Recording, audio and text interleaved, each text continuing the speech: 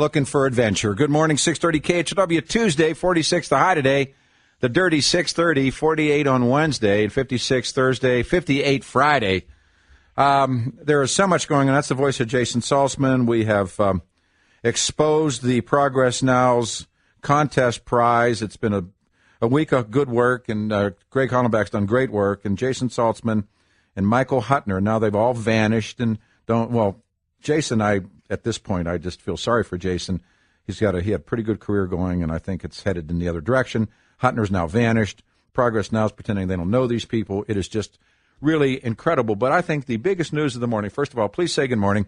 Welcome back to 630 KHW from the American Thinker. He's one of my true favorites. Jack Cashill joins us, and we have an interview that we're going to play you guys from KQRS, the morning show, about 4 days ago. First of all, Jack, good morning. Hey, good morning, Peter. How's things warming up in Denver? Glad to see that. Yeah, there's snow in the mountains, and it's warming up down here. Man can't ask for anything more. No, right. It should be coming our way. Set this interview up, and then we'll play it for the audience, and it's available on our website as well. But set this up. Well, this is an interview with a guy who's a celebrity journalist and a friend of Neil Abercrombie. And as you'll hear, and I'll let the audience judge for themselves, just how convincing he is. I think he's telling the truth. He's a good friend of Abercrombie. He's known him. He's from Honolulu. He goes way back. He's now something of a celebrity journalist in the Los Angeles area. This show is captured on the Los Angeles. This clip is captured on the Los Angeles radio station from, I believe, January 19th. And what he's talking about is, as the audience will hear, is his relationship with Neil Abercrombie. And he speaks accurately about this, and also about how Abercrombie has been boasting about his relationship with Obama Sr. and even Obama Jr. ever since Obama hit the scene, and how I think his friend thinks that Abercrombie has blundered in his search for the birth certificate. And also, what's interesting to me is, and we've talked about it and other people have spoken about it, the White House is giving them no support. No, of course not. He's got left out there dangling, and as the guy says here, he says Neil's got egg on his face, He's got more than egg. Right. He's got lies on his face. Yeah. All right, what I'm going to do, I'm going to put you on hold for the audience. And this is KQRS, the morning show. Jack said, I read it was the 20th of January, except the 19th. Mike Evans, the Hollywood Reporter, and Chic, if you would, this gets good. Next item, no show business, but I have a personal interest, so I thought I'd share it with you. Former U.S. Congressman from Hawaii, Neil Abercrombie, has been a friend of mine for decades. In fact, when I first met Neil, he was driving a cab in Honolulu. Well, Neil and I spent a lot of time together in Washington, D.C. during Obama's inauguration. Neil told me then that he was going to run for governor of Hawaii. He had enough of being a U.S. congressman. He also told me that stories, and he told me many times that after Barack became famous, that when he was in college, going to the University of Hawaii, he was a friend of Barack Obama's dad. And he remembers Barack Obama as a little kid. He used to call him Barry. In fact, I did a TV interview with Abercrombie at C-SPAN the day after the inauguration, and we had to stop twice because he referred to the president as Barry, which after he did, he said, I can't do that. I got to call him the Mr. President. Well, Neil promised me that when he became governor, he was going to cut through all the red tape. He was going to get Obama's birth certificate once and for all and end the stupid controversy that he was not born in the United States. Yesterday, talking to Neil's office, Neil says that he searched everywhere using his power as governor at the Kapilani Women's and Children's Hospital and Queens Hospital, the only places kids were born in Hawaii back when Barack was born. There is no Barack Obama birth certificate in Hawaii. Really? Absolutely no proof at all that he was born in Hawaii. Wow. Now, he went out. He loves Obama. I mean, he purposely did this to get rid of that question. Now, got some egg in the face. I mean, now he admits publicly that there is no birth certificate. Honestly. Well, and Mike, the addendum to that is there's this story of there was a birth announcement, but it's been explained his grandparents could have called the newspaper and said, hey, our grandchild was born, and he didn't have to be born in Hawaii for that. So it's raising the issue again. Absolutely. After it seemed to be put to bed. And I asked him, I go, well, when do you remember Barack? When your first memory? And he goes, I remember him playing like in a T-ball league. And I go, like, well, how old? He was like 5 or 6, something like that. I go, what about before that? He goes, I don't really remember him much before that, which I thought was very odd. Really? Anyway. So I have a question for you. Yeah. According to our federal law, and I don't know if it's constitutional law, but I assume it would be, why is he allowed to be the president of the United States then if he can't prove he's a U.S. citizen? Well, that's born here. The big question. I don't know. That's weird. And now Abercrombie is the first to say that he, although he is Abercrombie is a Obama lover, right? That he's concerned that this is really going to be an issue during the re-election. So it has taken off as a big story again. Huh? Yes. Well, and what's interesting about it is this guy attacked people who questioned that he was born in Hawaii just a few weeks ago. Neil did. Yes. Yeah, I mean, I'm telling you, Neil and I are buddies, and during this whole inauguration, when I was in Washington for those 10 days, spent a lot of time with Neil, and anytime anybody come up and bring this up, you're right, Neil was almost militant about it. I remember him as a kid. He was from Hawaii, born and raised in Hawaii. So, needless to say, I think he was probably shocked more than anybody with the whole thing. I mean, don't you have to produce papers that say, in fact, you were born in the United States? So, wouldn't you? You'd have to. Well, there's been a certificate of live birth, but that's being questioned too because you don't have it. It's not the official birth certificate. There has to be one at the hospital signed by the doctor verifying birth and a birth, but there isn't that. Weird. It's like baptism papers. It's not worth the paper it's written on, really. Well, Mike, how hard would it be to go back and find out what doctors were on then? Well, apparently he can't find any of that, and it said that they were there. Who is 9 after the hour. Up the fact that Obama had created a fictional memoir. That was his. That's his. Father. That's his entire basis. I mean, his speech in Denver for the acceptance, where the farm girl from Kansas. Yeah, right. Yeah, that whole. And the boy for the goat herder from Kenya. Yeah. And his Denver acceptance speech, he started with that in the first sentence. Right. Because he rode that whole story to the White House. It's been dubbed this improbable love, this multicultural romance. They saw the promise of America. And then when I was 2 years old, he continues to say this. Oh, yeah. When I was 2 years old, my father, was torn between staying with the family or taking a scholarship at Harvard. And my dad took him to the airport. Yeah. Right. Granddad took him to the airport. Yeah. Yeah. Right. It's a lie. And it's all a lie. Yeah, absolutely. There's no family. There was no happy family. No. In fact, there's, and I get into this in my book, Deconstructing Obama, which will be out in a couple of weeks. I go into the scenarios of why they may have been covering this up. And these include the date. He may not have been born in August. He may not have been born in Hawaii. If he's not born in Hawaii, it's most likely he was born in the state of Washington, where Anne, his mom, takes is off enrolling to in school 15 days after his alleged birthday. And Barack Obama Sr. may not be his father. I know. I agree. We have a series of pictures up with with another man who has been dubbed as possibly the the spirit behind all of this. You look at this stuff and you think, why after the Denver Post is as bad, but if after the Tribune and both Times on both coasts do this enormous torpedo, not one of them will talk about now what's being said and what the truth is and what Abercrombie can't do. Why? I'm stumped by that. These are people that allegedly seek the truth, Jack. Well, what's even more mystifying, Peter, is that conservative media, they're like the Washington, New York-based conservative media, are equally as obtuse. They don't want to know it either. Well, I'm, like I said, it's like, I like that kid Cartman in South Park. He said, I really hate the fill-in-the-blank Republicans, but I really hate the fill-in-the-blank Democrats. I watched that Dave Gregory thing, and I knew Gregory when we went through the Ramsey debacle here, and I used to go do television with him. And I said yesterday, the guy was always a fruit fly, but you see him just do that beatdown, and that stupid idiot from Virginia sitting there taking it. Yeah. Right. And I'm going. And John Boehner was no better a week earlier. And absolutely. Part of the reason is that they see what they're not getting, and in fact, I was going to write an article on this week because I was supposed to be in Washington today and tomorrow meeting with the conservative media. They don't want to talk to me, and they're not getting the support they need from the surrounding media. I'm talking about Weekly Standard, National Review, Washington but who Times, cares? Why do you Fox. care? I mean, these people, their time has come. Jack, I'm going to do a traffic report. Hang on a second. Jack Cashill, believe me, this is just going to get better. 6:30 KHW, 14 after the hour traffic.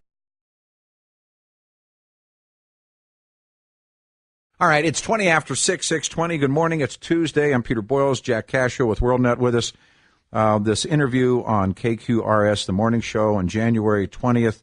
Mike Evans, longtime friend of the Hawaiian governor, Neil Abercrombie, shares a conversation he had with Abercrombie the day before. So I think that's where the 19th comes from. And he says Abercrombie told him in private there is absolutely no proof Obama was born in Hawaii. Now, Andy Martin believes that possibly Obama was born at home, but this entire nativity story, as it's being called, is just absolutely bunkum. And then the other 25 or 30 bona fides of a man who's almost 50 years of age, there's no certifiable records that exist for the President of the United States. And I love the piece that you did, Jack, and you ended with, in the Obama rabbit hole, things seem to get more progressively curiouser and curiouser. So, my friend, how does it all end? Well, that's a good question. I know enough about American media to know that it will probably not end with a bang, more likely to end with a whimper. What needs to happen at this stage is for conservative media to take up this issue. Because up to this point, the O'Reillys of the world and the Foxes. Oh, O'Reilly lied about it. Well, I mean, they're so desperate to seem respectable. Yes. As if anyone on the left respects them. Yeah, as exactly. If there's any way you can curry their favor. Yeah, exactly, right. But we need the Brit Humes of the world and the Charles Krauthammer. To his credit, Limbaugh has really come to the dance. Yeah, he's finally coming on board, and Yep. I think that this revelation will help too. And with the people who didn't listen to the clip, this guy Mike Evans is a friend of Abercrombie. They both seem to be. Evans seems to be, and Abercrombie certainly is, a huge Obama supporter. They went to the inauguration. That's where they talked. Sure. And Evans is from Honolulu. He grew up there. Yep. I mean, so he goes way back. And we know now that Abercrombie is a fraud and a liar, and Sure. You knew that from before. But he's, what happens is sometimes you stumble into your own stuff. And I think one thing we could say for sure now, Peter, because when I first started reporting on this, and you too, you must have heard from a lot of people say, "Oh, this is just a setup. They're trying to suck the birthdays in, No, and then they're going to puncture that balloon." And it never was that. No way. Abercrombie was too stupid for that. And how can you insult birthers? I mean, birthers have been insulted from day one. I mean, so it's like, it's like you score no points. They're like, from the media's perspective, they're human pinatas. And I think at the end of the day, we're all going to say, like, we're all birthers now. Oh, sure. No, I mean, and what's interesting is, the people who made it so derogatory have simply drifted away from it. They don't use it as a pejorative anymore. In fact, locally, the lead probably left-wing columnist guy named Mike Litwin used to make derogatory remarks about birthers all the time. He ceased to do so. There's no more cartooning. Yeah. I mean, it's this is a serious issue, and what it really speaks to, as you know, is the absolute collapse of the American media. Absolutely. I mean, I watch these people. I work with them, and I'm like, tell people, it's just really the worst. Yeah, it's bad. It's horrible. And we have conversations. I'll have conversations with people, and I'll say, "But you mean you could walk a big story into a major newspaper, and they won't want to hear it?" We got one right here. Sure. I mean, I got this story here that they were all over Progress Now when they did their 50 ways to help Obama change the world, and the round trip to Hawaii. And you're looking at it. That I thought you got a chance to look at it this morning. And these two jokers ran this contest, and has no winner. We called yesterday. Our morning show producer Greg Hollenbach called the U.S. Attorney's Office, the Colorado attorney John Suthers. They don't want to look at this. They said, "Well, we don't want." I said, "It's a con. It's a scam." So we have the Secretary of State. Here's what's interesting about the Denver Post this morning. When they break this story in this, I've never met him before. He's going to walk in here in about an hour. A guy named Scott Gessler is now the Secretary of State. Just give me an example here. So when the story breaks, this is before I was out sick. This is before we broke our story on Progress Now. This was the big headline. Liberal group presses Gessler. Tim Hoover, Denver Post. He says he won't step down or back down over plans to moonlight at his old firm. The liberal group Progress Now, Colorado, on Saturday called for Secretary of State Scott Gessler to either abandon his plans to moonlight at his old law firm or step down. And it goes on to this whole thing about Progress Now, Progress Now, Progress Now. We break our story that Progress Now runs a scam, a con, a sweepstakes, whatever you want to call it. Sure. This morning, Denver Post loads up on Gessler again. But in their lead editorial, Gessler needs to clear up conflict. Mike Litwin columnizes musings on moonlighting. And their lead story on Denver and the West, Gessler rebuts second job fears. Not one mention of Progress Now. Wow. Yeah, they just sort of fall down a memory hole. Well, but that's the same thing that Progress Now is doing, because when Corsi contacts Progress Now with a story we break, they say, we don't even know who these people are. And this guy Hutner, I got him claiming that he had founded Progress Now. Yeah. And no, and this is for real. I mean, we'll play you the cut. I mean, and so here's Progress Now telling Corsi they did that piece, Promise of Obama Birth Vanishes.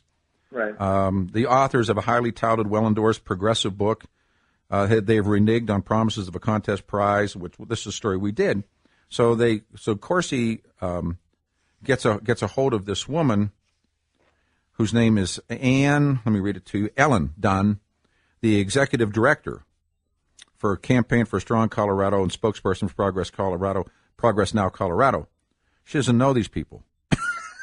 Wait a minute, this guy's the founder. George Washington. I mean, and it sounds familiar. Yeah, that's exactly. It's like, and I really hated the MSM characters after the Tucson thing, and now I'm fascinated also, Jack, by it was talk radio and Sarah Palin and Limbaugh and all this other kind of stuff, and now they call it clips. They're called magazines. Now, suddenly we're all now supposed to not remember what these people said about talk radio being the cause of the Tucson massacres.